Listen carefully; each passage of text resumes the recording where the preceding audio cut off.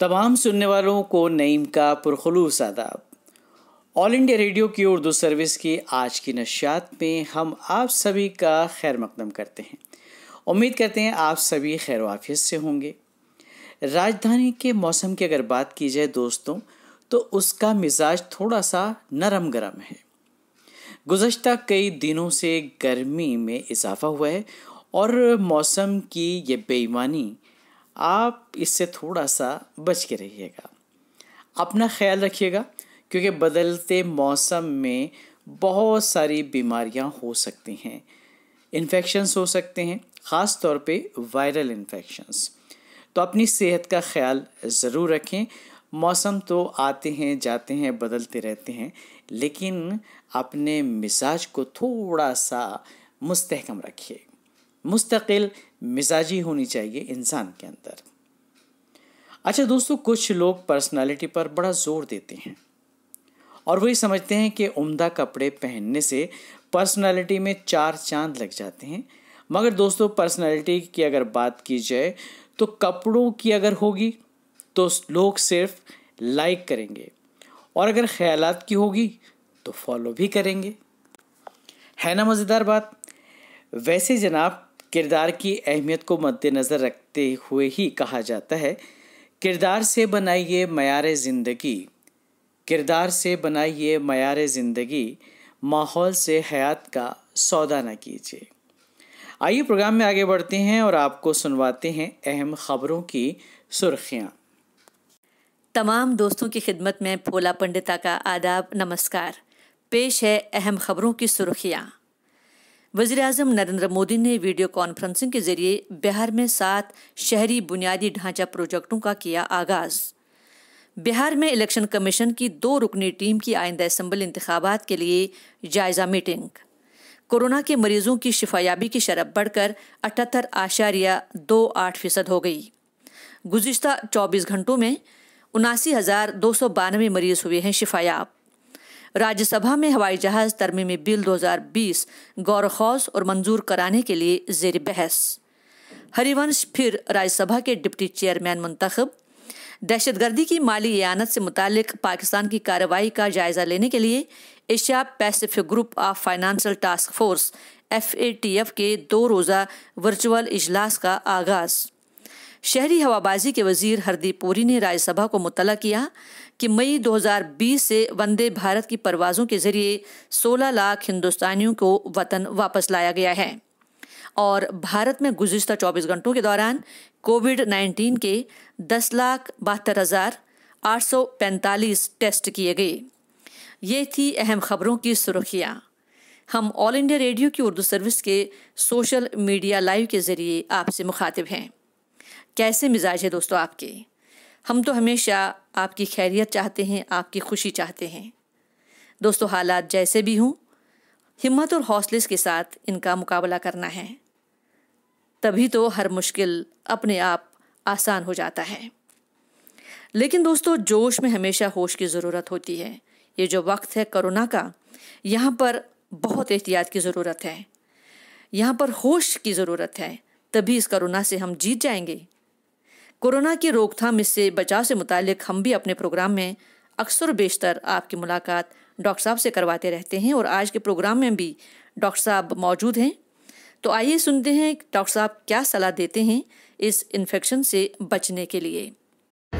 Corona virus को लेकर अब तक हुए अनुभव और शोध से यह तो स्पष्ट हो गया है कि यह सबसे ज्यादा प्रभावित कमजोर, बुजुर्ग, मधुमेह रोगी और हृदय रोग से पीड़ित व्यक्तियों को करता है। यह वायरस श्वसन तंत्र पर सीधे अटैक करता है, जिससे कि श्वास लेने में तकलीफ होती है। उससे बचने के लिए श्वसन तंत्र को मजबूत करना बेहद जरूरी है। मैं डॉक्टर प्रीति गुप्ता आज आप सभी के सामने रूबरू हो रही हूँ आयुर्वेद के परिप्रेक्ष्य में संक्रामक बीमारियों के संदर्भ में किस प्रकार हम बच सकते हैं, उस पर चर्चा करने के लिए और अपने कुछ व्यूज आपसे शेयर करने के लिए। मैं एक आयुर्वेदाचार्य और नाड़ी वैद्य हूँ। यह एक प्रमाणिक तथ्य है कि आयुर्वेद आयु और जीवन संरक्षण व संवर्धन वाली प्रणाली है। आज कोरोना वायरस के वैश्विक संकट में आयुर्वेद एक महत्वपूर्ण भूमिका निभा सकता है। यह लोगों को जानना और समझना बेहद जरूरी है। जब तक इसके एंटीडोट या उपचार चिकित्सा नहीं तैयार होती, तब तक यह हमेशा के लिए हमें अपनी रोग प्रतिरोधक क्षमता को विकसित करें, ताकि आपकी रक्षा प्रणाली बाहरी वायरस और बैक्टीरिया से आपको बीमार होने से पहले ही बचा सके। आयुर्वेद की बात करें तो चिकित्सा का प्रारूप इस प्रकार से हम मान सकते हैं, निदान परिवर्जन, यानी रोग के कारण को दूर करना ही उपचार है, जो कि आज के परिप्रेक्ष्य में स्पष्ट दिखाई दे रहा है। इसमें कोरोना वायरस के इन्फेक्शन से बचने के लिए बहुत जरूरी है सोशल डिस्टेंसिंग को मेंटेन करना, मास्क पहनना और अपने हैंड हाइजीन का ख्याल रखना, जिसमें कि हैंड वॉश करना, साबुन या सैनिटाइजेशन करना, बाहर से आते हैं या कोई सामान लाते हैं तो उसको सैनिटाइजर से स्वच्छ करना। दूसरा उपाय है रोग प्रतिरोधक क्षमता को बढ़ाना। इसमें हम आयुर्वेदाचार्यों को चाहिए कि आयुर्वेद के जरिए रोग से लड़ने की रोग प्रतिरोधक दवाइयों व उपायों को प्रचारित और प्रसारित करना व नियमित रूप से लेना अत्यंत जरूरी है, यह लोगों को बताना। इसके अलावा हम काढ़ा बना के सुबह पी सकते हैं, जिसमें हम गिलोय, काली मिर्च, हल्दी, सौंठ, दालचीनी, लौंग, धनिया पाउडर, तुलसी, इनको हम पानी में डाल के बॉईल करके अगर हम इनका नियमित रूप से सेवन करते हैं तो कोई भी संक्रामक बीमारी से हम खुद को बचा पाने में एक महत्वपूर्ण भूमिका निभा सकते हैं। डॉक्टर प्रीति गुप्ता ने कोरोना वायरस के इन्फेक्शन से बचने के लिए आयुर्वेद के ये बेहतरीन तरीके हमें बताए। इतनी उम्दा जानकारी के लिए डॉक्टर साहब का बेहद शुक्रिया। और दोस्तों, इस जानकारी पर अमल करने का आपका भी बेहद शुक्रिया। जी हाँ, ये नशरियात आप सुन रहे हैं ऑल इंडिया रेडियो की उर्दू सर्विस के सोशल मीडिया लाइव के जरिए। जितने तूफान उठाओगे मैं सह सकती हूँ, तेज आंधी में लचकने की अदा है मुझ में।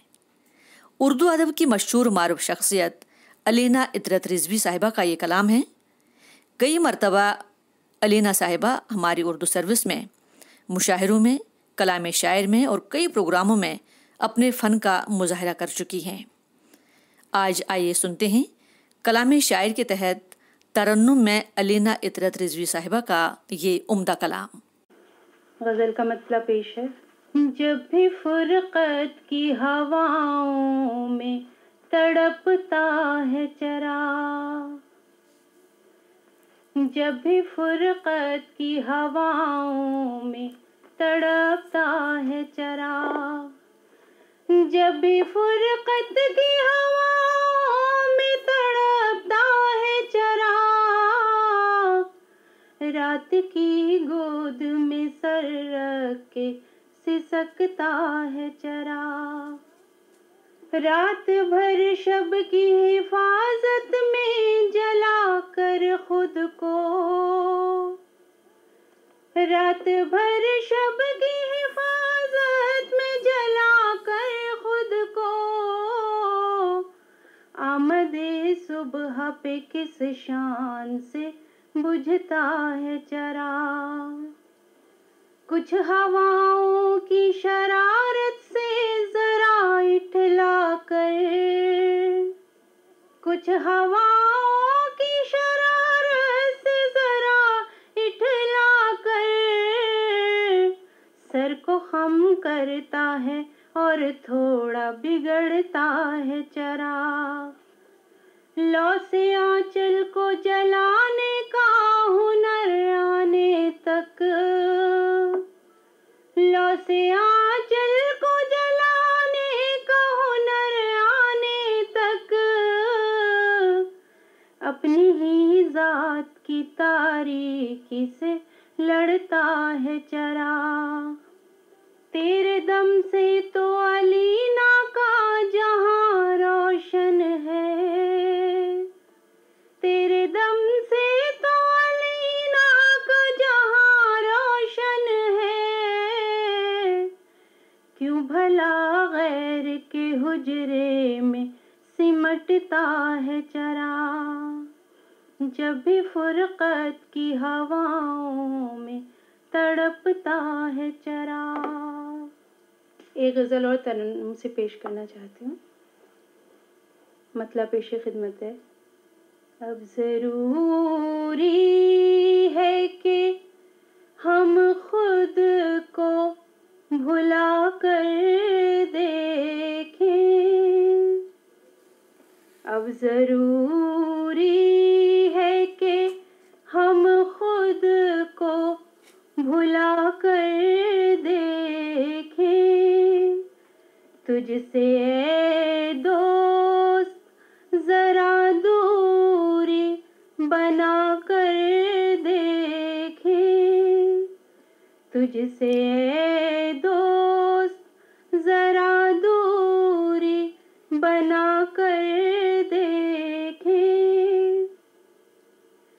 तेरी मजबूरी हालात समझ कर हमदम।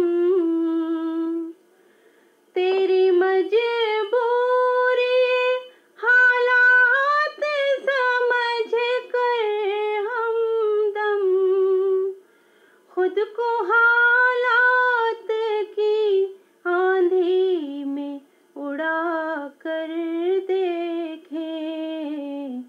अब ज़रूरी है तेरे आने का भरम टूटा तो ये सोच लिया। तेरे आने का भरम टूटा तो ये सोच लिया। कुफल उम्मीदों पे चाहत पे लगा कर देखें। अब ज़रूरी है तय किया हमने मिटा देंगे वफा की कसमें। तय किया हमने मिटा देंगे वफा की कसमें। आप भी ख्वाबों ख़यालात मिटा कर देखें। अब ज़रूरी है यूं तो दुनिया में जो चाहे वही हासिल कर ले। यूं तो दुनिया में जो चाहे वही हासिल कर ले। हाँ मगर रस्म मोहब्बत को हटा कर देखें। हाँ मगर रस्म मोहब्बत को हटा कर देखें। अब ज़रूरी है बेकरारी है मेरे ज़हन में पारे की तरह। बेकरारी है मेरे ज़हन में पारे की तरह। टिमटिमाने लगा एहसास भी तारे की तरह। अपनी तन्हाई को ओढ़े हुए खामोश है रात। अपनी तन्हाई को ओढ़े हुए खामोश है रात। क्यों भरने लगे जज्बात शरारे की तरह। बर्फ इस आन पिघलने लगी हलचल सी हुई। बर्फ इस आन पिघलने लगी हलचल सी हुई। बह न जाऊं कहीं सैलाब में धारे की तरह। एक मासूम सा रिश्ता है मेरा और उसका। एक मासूम सा रिश्ता है मेरा और उसका। वो फलक पर है मेरा चांद सहारे की तरह। कोई आता है ये एहसास हुआ है दिल को, कोई आता है ये एहसास हुआ है दिल को। बज उठी है मेरी पाजेब इशारे की तरह। उसकी उल्फत का समंदर तो है औरों के लिए, उसकी उल्फत का समंदर तो है औरों के लिए।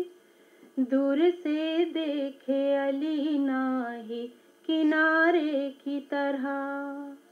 बेकरारी है मेरे ज़हन में पारे की तरह। कलाम शायर के तहत अभी आपने उर्दू अदब की मारूफ शख्सियत मोहतरमा अलीना इतरत रिजवी साहिबा से तरन्नुम में इनका ये कलाम सुना। यकीनन दोस्तों पसंद आया होगा। आप नीचे कमेंट सेक्शन में भी अपनी राय लिख सकते हैं। External services division all India radio Urdu service की नशियात का ये सिलसिला भी जारी है। दिल के कलम से पेश प्रोग्राम का ये अगला सेगमेंट पेश कर रहे हैं आपके दोस्त और आपके होस्ट नईम। लीजिए समाअत कीजिए। इस सेगमेंट में आज लेकर आए हैं आपके लिए माजी की कुछ खूबसूरत यादें।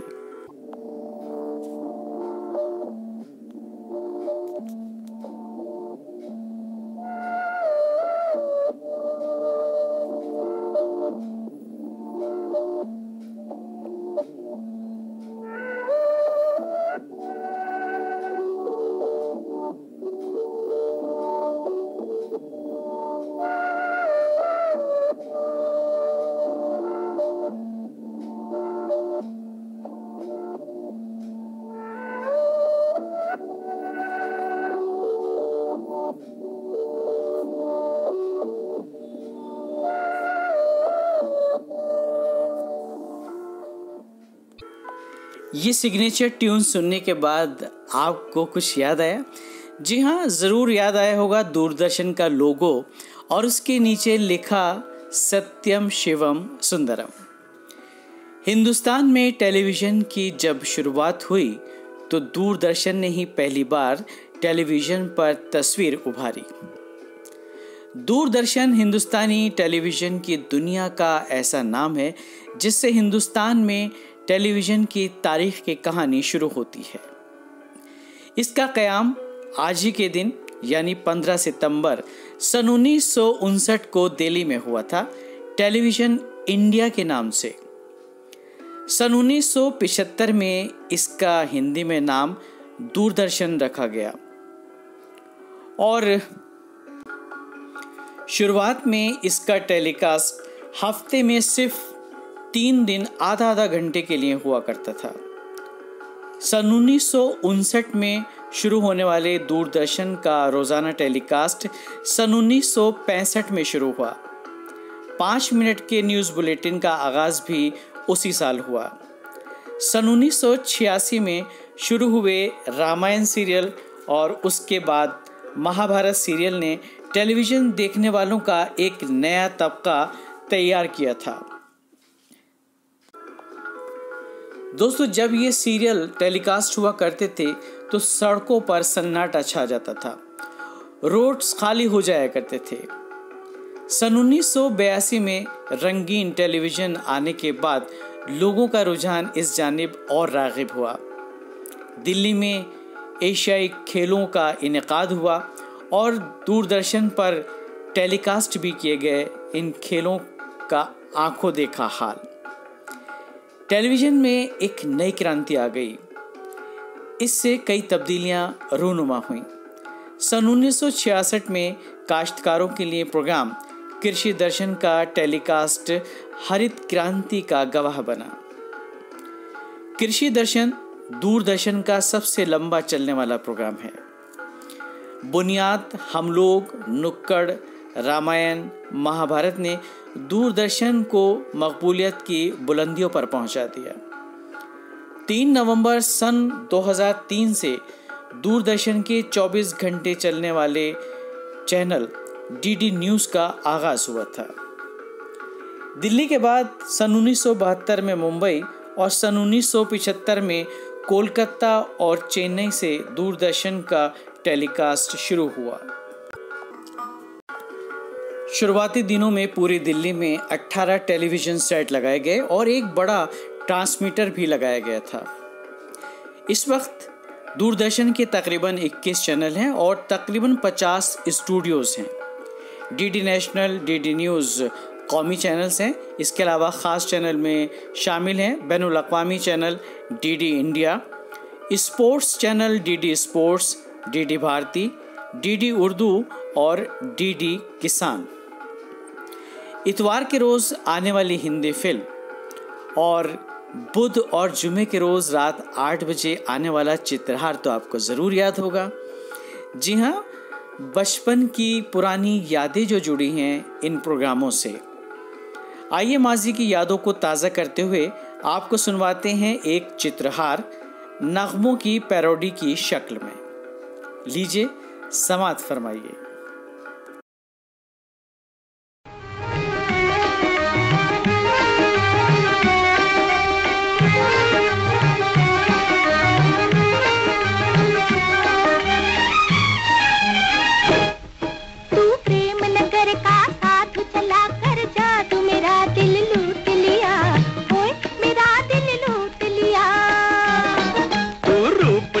की रानी बड़े मस्तानी, मेरा दिल लूट लिया, हाय मेरा दिल लूट लिया।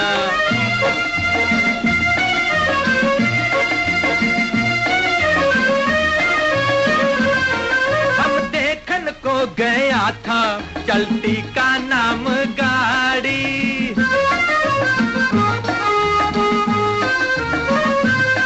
जब टिकट ना मिला तो हम देखा अनाड़ी। सब कुछ तुमने देखा न देखी हंटर वाली से मिन्नत करती है अक्खी जाली। सब कुछ हमने देखा न देखी हंटर वाली।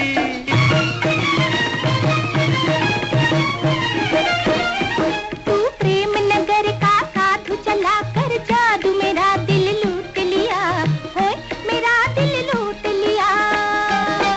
तू रूपनगर की रानी बड़ी मस्तानी, मेरा दिल लूट लिया, ओए मेरा दिल लूट लिया।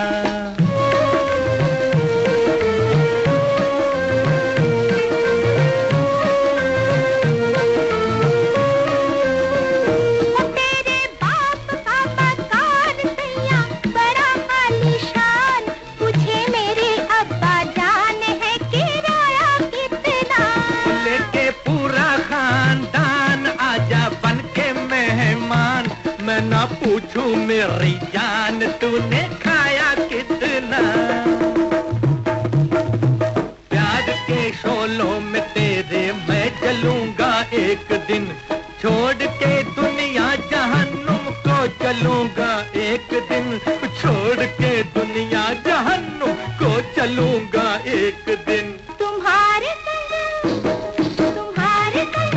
मैं भी चलूंगी पिया जैसे पतंग पीछे दो, हार पिया जैसे पतंग पीछे दो।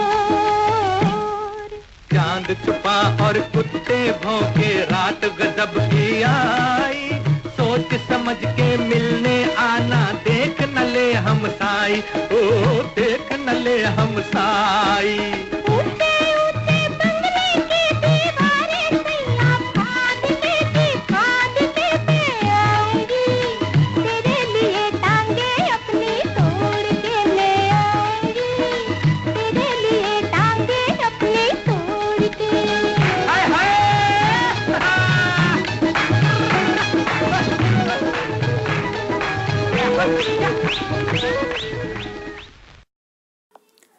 External services division of all India radio की उर्दू सर्विस की नशियात जारी हैं सोशल मीडिया लाइव के ज़रिए। अब बात सामीन की। उन सामीन की जो उर्दू सर्विस से बेपनाह मोहब्बत करते हैं और वक्तन फ़वक्तन अपनी मोहब्बतों का इजहार करते हैं अपने फ़न के ज़रिए, अपने जज्बात के ज़रिए, अपने ख़यालात के ज़रिए। आज ऐसे ही एक फ़नकार हमारे साथ मौजूद हैं और आप हैं जालंधर पंजाब से जनाब मंजीत सिंह। फ़िल्मी दुनिया का एक जाना पहचाना नाम। हिंदुस्तानी फ़िल्मी मौसीक़ी की अगर बात की जाए तो उनका नाम बड़े अदब से लिया जाता है। मारूफ सैक्सोफ़ोन प्लेयर जनाब मंजीत सिंह। आइए महसूस होते हैं उनके फ़न से।